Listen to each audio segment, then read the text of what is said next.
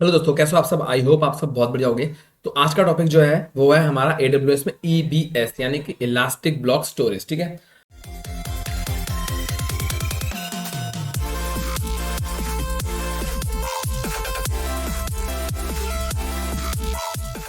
तो बात करेंगे कि क्या होता है इलास्टिक ब्लॉक स्टोरेज और इसको हम करके देखेंगे डेमो इसका। ठीक है, तो इलास्टिक ब्लॉक स्टोरेज बेसिकली होता क्या है, ये एक तरीके से एडिशनल वॉल्यूम होती है जो कि हमारे रूट वॉल्यूम से अलग होती है, जिसको हम लोग कनेक्ट करके माउंट कर देते हैं। जैसे कि आप समझो कि आपका लैपटॉप है, ठीक है, वो आपका VM सर्विस हो गया। ठीक है, मतलब आपकी वर्चुअल मशीन हो गई, EC2 आपका, और लैपटॉप आपकी EC2 है।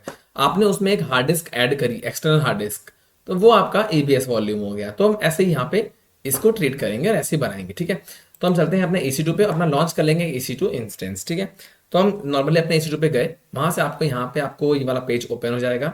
यहाँ पे क्लिक करना है लॉन्च इंस्टेंस पे, और यहाँ पे क्लिक करने के बाद आपको सबसे पहले अपना नाम देना है। तो मैं यहाँ पे कुछ भी नाम दे सकता हूँ, इसका मैं नाम दे देता हूँ यहाँ पे EBS-EC2। ठीक है, और यहाँ पे हम जो AMI है, इस बार हम ले लेंगे मशीन इमेज जो है अमेजोन की फ्री टियर के अंदर, ये भी आती है अमेजोन लिनक्स 2 HVM वाली कर्नल वाली। ठीक है, इसको हम ले लेंगे। ऐसा कुछ स्पेसिफिक पर्पस नहीं है, जस्ट बिकॉज ऐसे मैंने डेमो के लिए उसको चूज कर लिया। इंस्टेंस टाइप की बात करूँ, TD और माइक्रो फ्री टियर के लिए यही एलिजिबल है। हम एक की पेयर जो है वो क्रिएट कर लेंगे, इसका मैं नाम दे दूंगा EBS हाइफन की। ठीक है, बस ये मेरी की का नाम है। क्रिएट की पेयर पे क्लिक कर दूंगा, यानी ओके, इसको मैं डाउनलोड पे क्लिक करके सेव कर दूंगा, तो मेरी वो की पेयर जो है वो डाउनलोड भी हो गई एंड सेव भी हो गई। ठीक है, नेटवर्क सेटिंग की बात करें तो मैं इसको एज इट इज रखूंगा फिलहाल। अभी हम BPC की बात नहीं कर रहे हैं, सबनेट की बात नहीं कर रहे हैं, तो इसको मैं एज इट इज ही रखूंगा। ठीक है, बाकी आप इसको HTTP अलाउ करना चाहो तो कर सकते हो, नहीं करोगे तो भी कोई फर्क नहीं पड़ेगा। फिलहाल हम लोग बता दें आपको, मतलब मैं आपको बता दूं कि जो है ये जो 8 GB है, ये बाय डिफॉल्ट वॉल्यूम रहती है। इस पे हमारा OS इंस्टॉल होता है। ठीक है, हमारी जो सर्वर की फाइल्स हैं वो सारी इस पे रहेंगी। ठीक है, तो यहाँ पे हम इसको भी बढ़ा सकते हैं नॉर्मली, बट हम यहाँ पे एक्सटर्नल वॉल्यूम को ऐड करने वाले हैं, यानी EBS को ऐड करने वाले हैं। मैं यहाँ पे कर दूंगा सिंपली लॉन्च इंस्टेंस पे क्लिक। जैसे आप करोगे लॉन्च इंस्टेंस, ये इस पेज पे ले आएगा और आपका इंस्टेंस जो है वो लॉन्च कर देगा। हम लोग इसको डायरेक्टली कनेक्ट करेंगे। ठीक है, और हम किसी थर्ड पार्टी टूल को नहीं यूज कर रहे हैं यहाँ पे, जस्ट बिकॉज कि बहुत सारे लोगों के में प्रॉब्लम आती है, तो मैंने सोचा कि इस बार हम मोस्टली हम कनेक्ट करके सीधा कर लेंगे। ठीक है, नहीं तो हम लोग मोबाइल स्टम्प वगैरह पे भी यूज कर सकते हैं, बहुत सिंपल चीज है। मैंने जो पिछले वीडियोस बनाए हैं वो सारे मोबाइल स्टम्प पे बनाए हैं, और गिट बैश पे भी बनाए बहुत सारे। ओके, तो आप देख सकते हो कि मैंने 2 बार रिफ्रेश किया है एंड मेरा ये रनिंग पे आ चुका है EC2 इंस्टेंस। इसको मैं नॉर्मली यहाँ से करता हूँ अगर कनेक्ट। ठीक है, आपको मैं पहले दिखा देता हूँ यहाँ पे करके कनेक्ट, ताकि आपको डिफरेंसेस भी दिखते रहे। साथ में मैं यहाँ से करूंगा डुप्लीकेट इंस्टेंस पे क्लिक, इसको मैं इंस्टेंस पे क्लिक कर देता हूँ एंड यहाँ पे मैं ओपन करने वाला हूँ वॉल्यूम। ठीक है, तो वॉल्यूम ओपन करने से पहले मैं आपको दिखा दूँ एक चीज। वो चीज क्या है कि मैं यहाँ पे कनेक्ट कर रहा हूँ, तो यही चीज आपको दिखानी है। ठीक है guys, तो आप देख सकते हो कि मेरा यहाँ से जो है EC2 लॉन्च हो चुका है, कनेक्ट भी हो गया है। ठीक है, मैं यहाँ पे टाइप करूंगा LSBLK कमांड, तो ये हमें शो कर रही है वो लिस्ट ऑफ ब्लॉक्स जो हमारे हैं। लिस्ट ऑफ ब्लॉक्स मतलब कि हमारे वॉल्यूम्स जो है। ठीक है, तो ये वो वाली वॉल्यूम यहाँ पे शो हो रही है जो हमारे पास बाय डिफॉल्टली आती है जब हम EC2 इंस्टेंस क्रिएट करते हैं। नीचे लिखा होता है 8 GB का, तो ये वो वॉल्यूम है। ठीक है, अब हमने क्या करना है, यहाँ पे सर्च करना है वॉल्यूम्स। ठीक है, या फिर आप यहाँ से जा सकते हो नीचे, यहाँ आपको मिल जाएगा वॉल्यूम इलास्टिक ब्लॉक स्टोर के अंदर। यहाँ आपको क्लिक करना है क्रिएट वॉल्यूम पे। यहाँ हम ले लेंगे एक ऑड फिगर 7 GB का। ठीक है, और हमें देखना है कि हमारा जो EC2 इंस्टेंस है वो किस पे रन कर रहा है, 2C पे रन कर रहा है। ठीक है, साउथ ईस्ट 2C पे। आपका भी किसी रीजन पे रन कर रहा होगा, जहां भी अवेलेबिलिटी जोन पे होगा, आपको वो सेलेक्ट कर लेना है। यहाँ पे टैग कर लेंगे हम यहाँ पे ऐड, मैं कर दूंगा नेम, और इसका नाम मैं यहाँ दे दूंगा EBS-1, मेरा पहला EBS है। ठीक है, एंड कर दूंगा क्रिएट वॉल्यूम पे क्लिक। तो मैं जैसे करूँगा क्रिएट, हमारे यहाँ पे 7 GB की जो है एडिशनल वॉल्यूम हमें यहाँ पे शो हो जाएगी। यहाँ पे क्रिएटिंग है, जैसे ये लिख के आएगा अवेलेबल, तब हम उसको ऐड कर देंगे। देखो यहाँ लिख के आ गया अवेलेबल, रिफ्रेश मैंने किया, एक्शन पे जाएंगे एंड यहाँ क्लिक करेंगे अटैच वॉल्यूम। अब मैं इसको अटैच करूंगा अपने इंस्टेंस पे, तो इंस्टेंस मेरे पास एक ही है, अगर दो कई सारे होते तो यहाँ शो करता हमें किस पे अटैच करना है। तो यहाँ देखो नाम लिख के आ रहा है EBS-EC2, इस पर क्लिक कर दूंगा मैं एंड डिवाइस का नेम मुझे देना पड़ता है। तो मैं इसमें कोई भी डिवाइस का नाम आप दे सकते हो। ठीक है, मैं यहाँ पे दे देता हूँ, जैसे अगर हम यहाँ चेक कर लें, यहाँ मेरा XVDA दिखा रहा है। ठीक है, तो मैं यहाँ XVDA की जगह ले लूंगा XVDB ले लेते हैं। ठीक है, तो मैं यहाँ सबसे पहले मुझे मिलेगा XVDB, इसको मैं कर लूंगा सेलेक्ट। ठीक है, और मैं इसे कर लेता हूँ अटैच वॉल्यूम, करूंगा अटैच वॉल्यूम, यहाँ पे लिख के आएगा इन यूज। ठीक है, अब देखो यहाँ अभी लिख के आया था LSBL के टाइप करने पे ये दो चीजें यहाँ पे आ रही थी। अब मैं यहाँ पे टाइप करूंगा LSBL के एंटर, आपको दिखेगा 3 चीजें। ये मेरे एक 7 GB की भी यहाँ पे मेरी वॉल्यूम शो हो रही है, बट ये सिर्फ शो हो रही है, ये अभी अटैच नहीं हुई है। देखो अगर मैं df-h करूँ मेमोरी चेक करने के लिए, तो आपको देखा कि यहाँ पे अभी कहीं भी वो xvdb शो नहीं कर रहा है। क्यों? क्योंकि मैंने अभी उसको फाइल सिस्टम एलोकेट नहीं किया। देखो यहाँ लिखे हैं फाइल सिस्टम, तो मुझे फाइल सिस्टम करने होते हैं एलोकेट्स, ठीक है। तो उसके लिए मैं यहाँ पे कमांड टाइप करने वाला हूँ। बहुत सिंपल सी कमांड है, sudo mkfs यानी make file system dot ext4 एक टाइप ऑफ फाइल सिस्टम है, ठीक है। और हमें डालना है अपने उसका नाम xvdbb,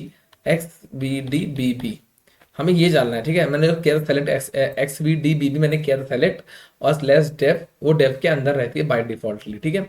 मैं कर दूंगा सिंपली एंटर, एंड आप देख सकते हो यहाँ लिख के आ गया है डन डन डन डन। आपको भी 4 बार डन लिख करके आएगा, आप समझ जाना आपका सिस्टम जो है वो अटैच हो चुका है, ठीक है। तो आप देख सकते हो यहाँ पे लिख करके आ गया xvdbb, हमारे LSBLK पे शो हो रहा है, ठीक है। तो मैं क्या करूंगा, एक सूडो करूंगा, ठीक है, mkdir बनाएंगे, और यहाँ बनाऊंगा मैं ebs टेस्ट नाम से, ठीक है। एक मैंने डायरेक्टरी क्रिएट कर दी।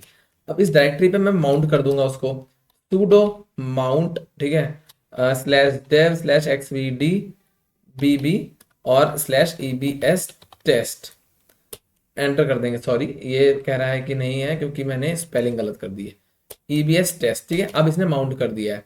अब ये माउंट करने के बाद अगर मैं अब रन करता हूँ df-ht, तो हमें वो शो होनी चाहिए। एंड ये देखो यहाँ पे हमारी वो 7 GB वाली यहाँ पे शो कर रही है 6.8 के नाम से, ebs टेस्ट के साथ ये माउंट हो चुकी है ना।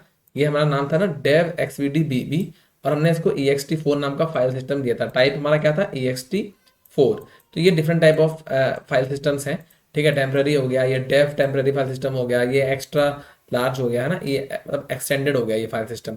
तो बेसिकली डिफरेंट टाइप ऑफ है ये, इसको हम बाद में समझेंगे। फिलहाल मैं आपको बता दूं कि हमने इसको df-ht किया, तो हमें यहाँ पे ये माउंट हो चुका है। अब हम इसके अंदर काम कर सकते हैं। कैसे काम कर सकते हैं, अगर मैं cd करके स्लैश ebs टेस्ट कर दूं, ठीक है, मेरा ई छूट गया पीछे, ebs टेस्ट कर देता हूँ, ठीक है, और मैं इसके देता हूँ अंदर। यहाँ आने के बाद में अगर टाइप करूँ sudo टच कर दूं ebs.txt नाम की एक फाइल बना दूं, फाइल बनेगी क्या, चेक कर लेते हैं। ls किया मैंने एंड यस, फाइल मेरी आ चुकी है। तो मैंने वॉल्यूम क्रिएट किया एंड वॉल्यूम के अंदर मैं काम भी कर ले रहा हूँ, है ना। फाइल मेरी वो चेक भी मुझे करके दे रहा है वो, अगर मैं ls करता हूँ तो। अब मैं क्या करना है, मुझे अगर जरूरत पड़ रही है कि मुझे मेरी फाइल जो मुझे वो बड़ी करनी है, मतलब कि बड़ी मतलब कि जो ये मेरा वॉल्यूम है ये 7 GB का था, इसको चाहता हूँ मैं 9 GB कर दूँ, मुझे जरूरत पड़ रही है और की, है ना, मान लो मेरी भर गई है ये, तो मैं कैसे इसको बढ़ाऊंगा। तो आपको सिंपली अपने वॉल्यूम सेक्शन में वापस जाना जहां हमने बनाया था। आपको करना है सेलेक्ट अपने वॉल्यूम को, एक्शन पे जाना है, करना है मॉडिफाई वॉल्यूम। बहुत सिंपल टास्क है, कुछ नहीं करना होता। ये 7 है, इसको मैं 9 कर दूंगा यहाँ से एंड मॉडिफाई, दैट्स इट। यहाँ से मुझे इतना ही करना था, ठीक है। बाकी मुझे कहाँ करना है, बस मुझे एक कमांड और रन करनी होती है, कहाँ पे, टर्मिनल पे, ठीक है। अगर मैं यहाँ पे चेक करूँ LSBLK, तो मुझे वो दिखा रहा है कि 9 GB हो गई है, देखो दिखा रहा है 9 GB हो गई है, ठीक है। बट अगर मैं df-h करता हूँ तो मुझे वहां नहीं शो करेगी ये। देखो df-h किया मैंने तो यहाँ पे मुझे 6.8 GB ही शो कर रहा है, ये 9 GB शो नहीं कर रहा है। क्यों?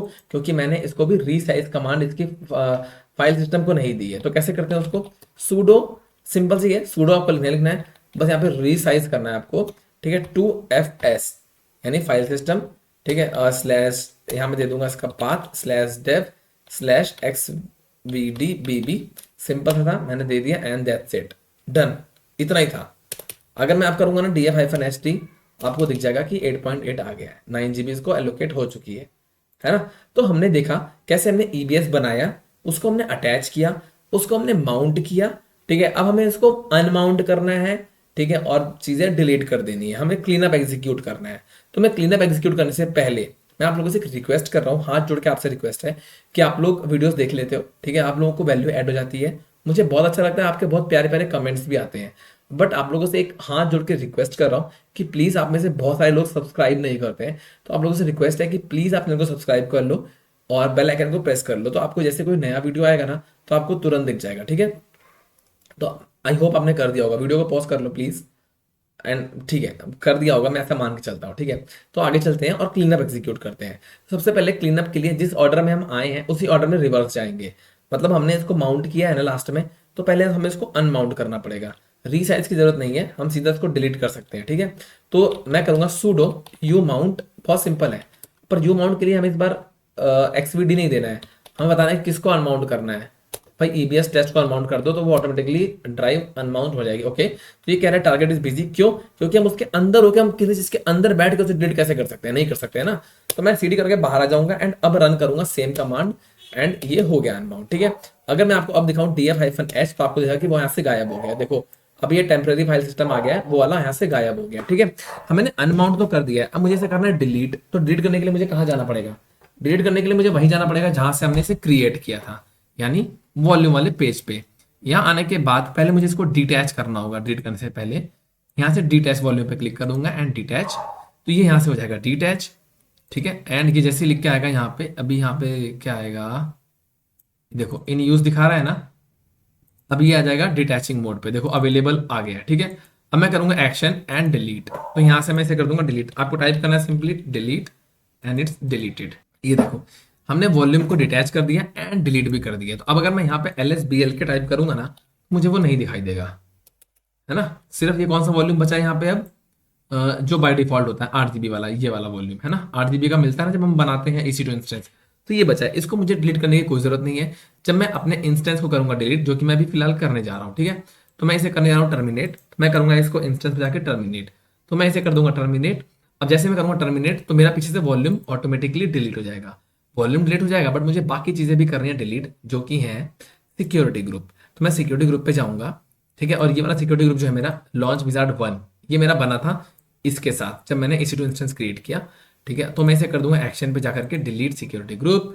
एंड अभी ये डिलीट नहीं कर रहा है क्योंकि अभी मेरा इंस्टेंस जो है वो प्रॉपरली वे में, इसको मैं यहाँ से बंद कर देता हूँ। मेरा टर्मिनेट अभी लिख के नहीं आया, शटिंग पे लिख के आ रहा है।